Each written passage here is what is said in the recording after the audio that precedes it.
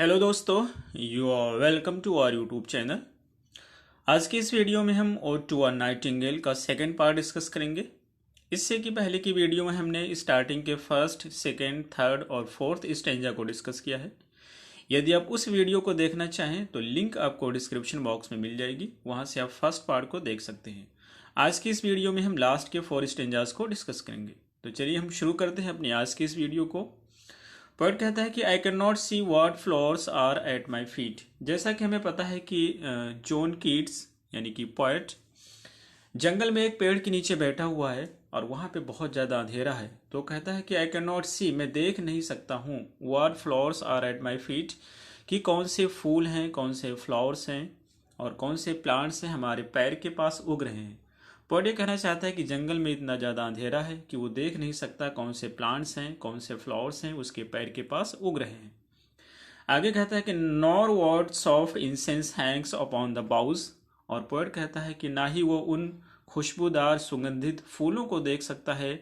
Boughs की meaning होती है टहनियाँ, जो अपनी टहनियों से लटक रहे हैं।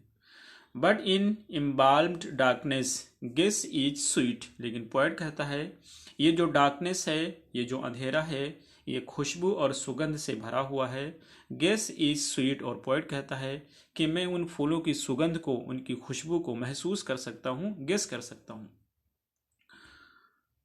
Where with the seasonable month endows. Seasonable month की मीनिंग होती है मे, क्योंकि ये सब फूल जो होते हैं मे के मंथ में उगते हैं। तो पोएट कहता है कि ये जो फ्लावर्स हैं, ये जो सुगंधित फूल हैं, ये जो प्लांट्स हैं, ये मई के महीने में उगते हैं। The grass the thicket the fruit tree wild. और पोएट कहता है कि मैं गेस कर सकता हूँ, मैं महसूस कर सकता हूँ उन घनी घास को और जंगली पेड़ों को जिन पे फल लगे हुए हैं। वाइट हार्थोन and the pastoral eglantine fast fading violets covered up in leaves. यहाँ पे पोएट 3 फूलों का जिक्र करता है। एक तो हाथौर जिसके माने नागफनी होता है, दूसरा एग्लेंटाइन जिसके माने जंगली गुलाब होता है, और थर्ड वायलेट। तो पोएट कहता है कि मैं इन 3 फूलों को महसूस कर सकता हूँ, यानी कि सफ़ेद नागफनी के फूलों को महसूस कर सकता हूँ, गेस कर सकता हूँ, और पास्टोरल एग्लेंटाइन यानी कि जंगली गुलाब के फूलों को भी वो महसूस कर सकता है, गेस कर सकता है। Fast fading violets covered up in leaves. और पोएट कहता है कि मैं वायलेट्स को भी महसूस कर सकता हूँ जो पत्तियों से ढके हुए हैं और बहुत ही जल्दी मुरझा जाते हैं, बहुत ही जल्दी फेड हो जाते हैं। आगे पोएट कहता है कि एंड मिड मेज एल्डेस्ट चाइल्ड। और पोएट कहता है कि ये मई का जो है, मई के महीने का सबसे बड़ा बच्चा है। सबसे बड़ा बच्चा इसलिए कहता है, ये बेसिकली मस्क रोज को कहता है ये जो मस्क रोज होता है ये मई के महीने में सबसे पहले उगता है, इसलिए सर्वश्रेष्ठ है। तो पोएट कहता है the coming musk rose full of dewy wine. ये जो मस्क रोज है ये खुशबू से भरा हुआ है। The murmurous haunt of flies on summer eves. और पोएट कहता है कि गर्मी की शाम में, समर की शाम में मधुमक्खियां झुंड में आती हैं, इस फूल के पास इकट्ठा होती हैं और भनभनाती हैं। और जो उनके भनभनाने की आवाज़ होती है ऐसा प्रतीत होता है जैसे कोई म्यूजिक बज रही हो। अगले स्टेंजा में पोएट कहता है, 6 नंबर का स्टेंजा है, darkling I listen and for many a time I have been half in love with easeful death. Darkling की मीनिंग होता है अंधकार। तो पोएट कहता है ये जो जंगल है ये पूरा अंधेरों से, अंधकार से भरा हुआ है। आई लिसन, लेकिन मैं बुलबुल की सॉन्ग को सुनता हूँ, मैं बुलबुल की गीत को सुनता हूँ। And for many a times I have been half in love with easeful death. और पोएट कहता है कि कई मौक़ों पर कई बार ऐसा हुआ है कि उसको मौत से आधा प्यार हो गया है। पोएट ये कहना चाहता है कि कई अवसरों पर ऐसा हुआ है कि वो मौत की तरफ, मृत्यु की तरफ बहुत ज़्यादा अट्रैक्टिव हुआ है, बहुत ज़्यादा आकर्षित हुआ है। एक ऐसी मौत की तरफ जो इंसान को, जो मनुष्य को उसके सारे दुख और तकलीफ से निजात दे देती है। Called him soft names in many muse rhymes. और पोएट कहता है कि उसको, उसने अपने पोएम में उसकी प्रशंसा की है। ठीक है, उसकी पोएम में उसने प्रशंसा की है, उससे प्रार्थना की है। और उससे क्या प्रार्थना की है? To take into the air my quiet breath, कि वो उसको, उसकी जो सांस है उसकी सांस को एयर में ले जाए। दैट मीन्स कि उसको मृत्यु दे दे, ठीक है, उसको मौत दे दे। Now more than ever seems it rich to die. लेकिन पोएट कहता है कि इस समय जो उसकी मरने की इच्छा है वो बहुत ज़्यादा तीव्र है। या पोएट ये कहना चाहता है कि इससे पहले जितनी बार भी वो मौत की तरफ आकर्षित हुआ है वो उतना तीव्र नहीं था, यानी कि इस समय पोएट मौत के लिए बहुत ज़्यादा आकर्षित हो गया है, कहना चाहता है। To cease upon the midnight with no pain, और पोएट कहता है इस आधी रात के समय जिस समय बुलबुल गाना गा रहा है वो मरना चाहता है, लेकिन किस तरह से मरना चाहता है? विद नो पेन, एक ऐसी मौत हो, एक ऐसी मृत्यु हो जिसमें कोई दुख ना हो, जिसमें कोई दर्द ना हो। While thou art pouring forth thy soul abroad in such an ecstasy, और पोएट कहता है कि जो बुलबुल होता है ये जो गाने गा रहा है अपनी सोल से गा रहा है, अपनी आत्मा से गा रहा है, अपनी रूह से गा रहा है, और बहुत ज़्यादा आनंदित कर रहा है, और ये बहुत ज़्यादा खुशी है, सच एन एक्सटेसी। आगे पोएट कहता है still wouldst thou sing and I have ears in vain, poet कहता है कि जब मैं मर जाऊंगा, जब मेरी मृत्यु हो जाएगी, तब भी ये बुलबुल इसी तरीके से गाना गाता रहेगा, इसी तरीके से गीत गाता रहेगा। And I have ears in when, in when की मीनिंग होती है यूजलेस, और मेरे पास कान नहीं होंगे, यानी ये कहना ये चाहता है कि मैं उसकी आवाज़ को सुन नहीं पाऊंगा। To thy high requiem become a sod, लेकिन जो वो गाना गाएगा उसकी गाने से मेरी रूह को शांति पहुंचेगी, मेरी आत्मा को शांति पहुंचेगी।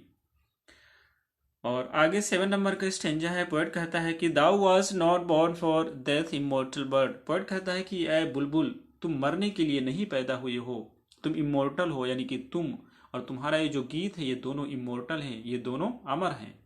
नो हंगरी जनरेशन से ट्रेड दी डाउन, और पोएट कहता है हंगरी जनरेशन यानी कि ह्यूमन बींग्स के लिए यूज किया कहता है ह्यूमन बींग्स जिनको लालच होती है सत्ता की और पावर की, वेल्थ की लालच होती है, तो ये जो इनकी भूख होती है इसी की वजह से एक दूसरे को किल कर देते हैं, जान से मार देते हैं, इसी सत्ता और मनी के लालच में। तो ये कहते हैं जो हंगरी जनरेशन है ये तुम्हें किसी प्रकार की कोई नुकसान नहीं पहुंचा पाएगी।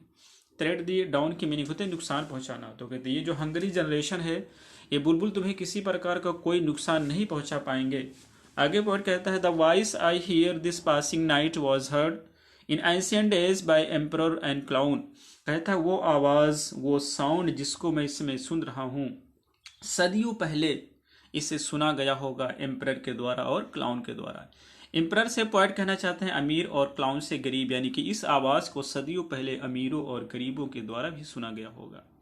Perhaps the self same song that found a path through the sad hearth of Ruth, और पोएट कहता है कि रुथ जब दुखी रही होगी तो उसने भी इस सॉन्ग को सुना होगा अपने दुख को दूर करने के लिए, अपने गम को दूर करने के लिए।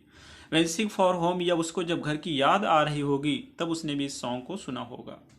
She stood in tears amid the alien corn, और पोएट कहता है कि ये रोती हुई, जो ये रुथ की बात कर रहा है कि वो रोती हुई खड़ी होती थी अनाज के खेत में अपने घर से दूर। द सेम, आगे पोएट कहता है the same that oft times had charmed music casements opening on the form of perilous seas in fairy lands forlorn, और पोएट कहता है कि ये जो बुलबुल की आवाज़ होगी, ये जो बुलबुल की आवाज़ है इसने रुथ को कैद कर रखा होगा एक मैजिक बिल्डिंग में, जिसकी जो खिड़की होती है वो एक को खतरनाक समुद्र की तरफ खुलती होगी, इन फेरी लैंड्स जो बहुत ही खूबसूरत होगी और एक रहस्यमय जगह होगी। और लास्ट स्टेंजा है, पोएट कहता है कि forlorn the very word is like a bell, और फॉरलोन की मीनिंग होती है कि अकेला या अकेलापन। तो यहाँ पर पोएट अब अपनी कल्पना की दुनिया से बाहर आ रहा है, अब वो अपनी इमेजिनेशन से जग रहा है। To tell me back from thee to my sole self, और पोएट अब अपनी रियलिटी में आ रहा है, अपनी कल्पना से बाहर आ रहा है। तो कहता है आर्ड्यू यानी कि गुड बाय या अलविदा, the fancy can not cheat so well, वो कहते हैं जो कल्पना है, ये जो काल्पनिक दुनिया है ये मुझे और ज़्यादा चीट नहीं कर सकती और ज़्यादा धोखा नहीं दे सकती है। ठीक है, बुलबुल की आवाज़ को कह रहा है।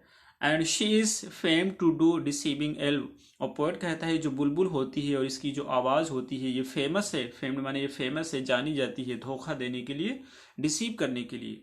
आर्ड्यू आर्ड्यू अलविदा अलविदा दाई पेंटिव, देखिए यहाँ पर बुलबुल की आवाज़ को पेंटिव यानी कि दर्द भरी कहता है। दाई पेंटिव एंथम्स फेड्स, कहता है कि तुम्हारा जो दुख भरा सॉन्ग है ये फेड हो रहा है, ये गुम हो रहा है। पास्ट नियर द मीडोज, कहता है कि तुम्हारी जो आवाज़ है अब मुझे मीडोज में सुनाई दे रही है, यानी कि चरागाह में या घास के मैदान में सुनाई दे रही है।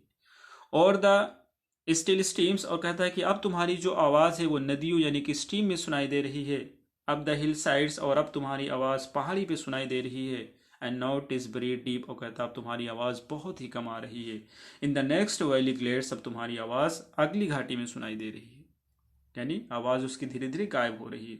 Was it a vision, poet कहता है कि क्या ये एक विजन है और अ वेकनिंग ड्रीम, या फिर ये एक को ऐसे ड्रीम है जिसको मैं जागते हुए देख रहा हूँ। फ्लेड इज दैट म्यूजिक, कहता है कि ये जो म्यूजिक सी आवाज़ है ये खत्म हो गई है, ये अब सुनाई नहीं दे रही है। डू आई वेक और स्लीप, पोएट कहता है कि मैं इसमें सो रहा हूँ या जग रहा हूँ। तो ये रही हमारी आज की पोयम। हमें उम्मीद है आपको समझ आई होगी। फिर मिलते हैं अगली वीडियो में। Till then take care, have a good time.